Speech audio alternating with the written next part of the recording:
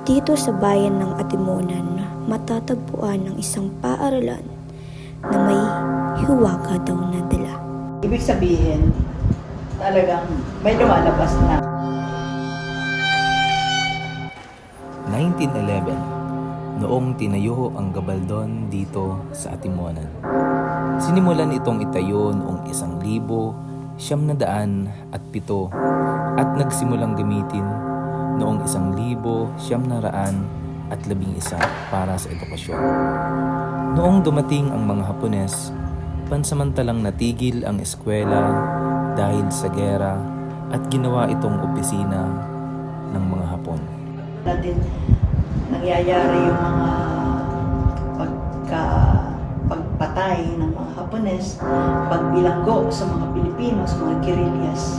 Mayroon silang kulungan doon, yung Masano Building. Dumating ulit ang Amerikano, ayan. Ang mga Amerikano naman, kung saan nandoon ang mga Hapon, yun ang tinitira nila.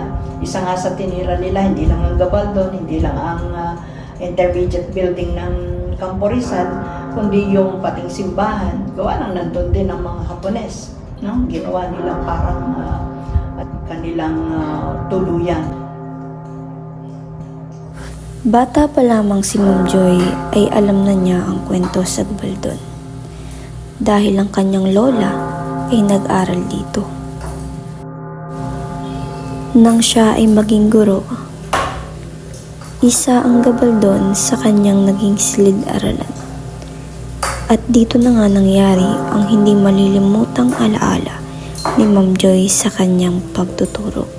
So, ang pinakang experience ko dyan, yung mga bata, na tuwing tanghali, meron silang parang inaabangan. Sabi ko, ano inaabangan ninyo dyan? Doon sa ibaba, yan experience ko talaga personal. Sabi nila, meron daw sila doon kalaro. Meron talaga kayo nakikita.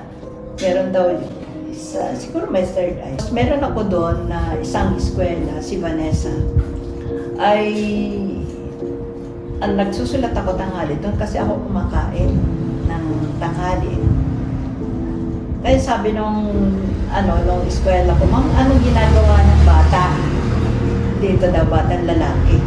Pero pagtingin ko naman, wala naman batang lalaki. Sabi ko, saan? Pagkano sa akin yung, bakit hindi ako nakikita yung batang hulong siya. Sabi ko, bakit? Hindi, kakausapin natin. Sabi ko, gano'n. Saan? Dito daw. Adi ako yung sabi ko, hi. Sabi ko, gano'n. Anong gusto mong makita dyan? Sabi ko, anong ginagawa? Nakatingin daw doon sa ginagawa ko. Adi sabi ko, gusto mo bang bumasa? Sabi ko, ano gano'n, Tapos, ano sabi? May interpreter. May interpreter, Sabi, hindi daw siya nakatingin daw sa akin. Nakatingin. Sabi ko, Sabi ko, bakit ka nga pala nandito? Tapos umalis. Sabi ko, saan pumunta? Diyan lang. Pumunta doon.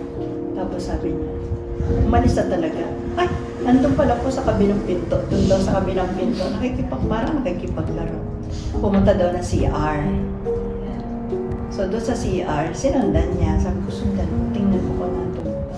Ma'am, baka baka kung ano ginagawa daw, makita daw, ganyan. Sabi, tingnan mo lang. Tapos sabi niya, wala. Sabi na, wala. So yun ay, ibig sabihin, talagang may lumalabas na parang multo doon sa Gabaldon na hindi ko naman nakikita talaga. Siguro may third eye si Vanessa, yung bata ng eskwela namin. Tapos nagre-record kami ng mga sound effects noon. Marami kaming gamit. Tapos, naiwan ko si aking tape recorder. Tape recorder pa na ang gamit. Pag tapos nag-lunch break muna kami. Naiwan ko pala na naka-play siya. Naka-play siya. Di naiwan siya doon. Wala namang ibang bata, walang tao. Sinaraduhan ko ang classroom. Tapos pagbalik ko, sabi ko, hala! Pero naiwan ko pala ito, sabi kong, ginawa ko, ni-rewind ko. Tapos, hinahanap ko kasi yung last naming sound effects. Tapos ang dami-dami na doon, iba yung mga sound. Yung matatakot ka talaga sa gumaganon. Tapos ay talagang may malakas, may mga na mga sound effects na nakakatakot talaga. Pinakinggan ng mga teachers, sabi niya, ano mo na, baguhin mo na, ganyan. Erase mo na, talaga nakakapangilabot kung sa Tapos, isa pa rin na naging experience namin. First, may confession sa Gabaldon. May pari na dumating, si Father Roy. No?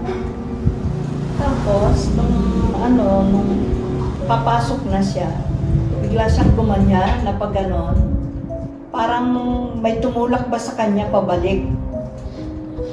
Tapos sabi na, "Oh, Father, anong nangyayari sa'yo?" Sabi niya, "Hindi ko alam eh. Pero may nakita ako," sabi niya gano'n. Tapos kinuha niya yung pang-bless. Tapos, pwede po bang bago ako magpakumpisan ay muna tayo, community prayer. Ibig sabihin lahat na nagdasal. So lahat nagdasal. Tapos nag-bless yung gano'n. Palibot. So yun yung mga ilang kababalaghan na nangyari doon sa Gabaldon. Na tumatak talaga sa isip ko. Kaya sabi ko nga, sana, kung sa bagay, yung mga nandun ng mga spirits, siguro nandun pa rin kahit pa i-renovate yan. So yun ang mga ko. Tsaka magaganda naman yung mga naging experience ko na rin doon. Marami ng mga estudyante ako na tapos na ngayon, na bumabalik-balik. Sa kabila ng nakakapangilabot na alaala ni Ma'am Joy tungkol sa Gabaldon, may naging masaya rin naman siyang alaalang nabuo sa kanyang pagtuturo. Nagkaroon siya ng mga kaibigan at mababait na estudyante. At hindi niya daw ito ipagpapalit sa kahit anong kayamanan. Maraming salamat, Ma'am Joy Pasamba, sa napakagandang kasaysayan na ibinahagi niyo sa amin sa araw na ito. Siguradong marami kayong matututunan sa aming mga nakalap na impormasyon. At siguradong maiipasa natin to sa mga susunod pang henerasyon. Talaga nga namang mahalaga na malaman natin ang pinagmulan ng mga bagay-bagay. Lalo na nga kung malaki ang naging ambag nito sa ating bayan at sa mga nasasakupan nito. Di ba, Jim? Opo, tama yan, Tin. Kaya huwag nating kalimutan at patuloy nating pag-aralan ang kasaysayan na kasama sa ating buhay. Kaya naman, umaasa kami na sana may natutunan kayong kaalaman mula sa amin. Paano? Hanggang dito na lang. Paalam!